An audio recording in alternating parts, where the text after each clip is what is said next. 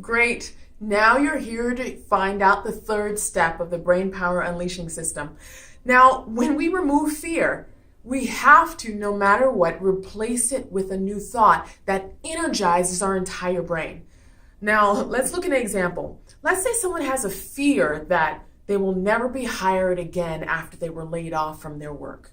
That was a fear. And once a person realizes that that's a fear and that's not the truth, they then have to replace that thought with something completely new in their brain. For example, if someone has that fear, they have to replace it with a new concept. So a new concept would be, I have skills that are valuable and they're compensatable.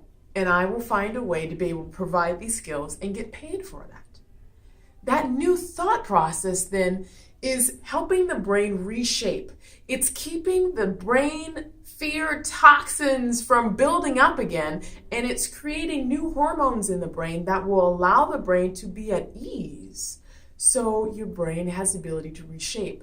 And in my Huffington Post article, when I talk about the Tria brain and Answers Unleashed, I talk about specifically the faith section of the brain, which is not the left or the right, but it's the center part of the brain that's responsible for the faith aspect, the believing and seeing of events before there's any evidence of it. So when we re-energize our thoughts, in this article, I talk about how our thoughts carry energy within themselves.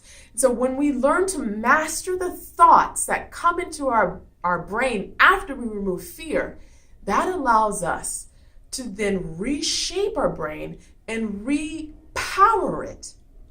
So we actually can do all the things that we're designed to do. And the next step, I'm going to show you how.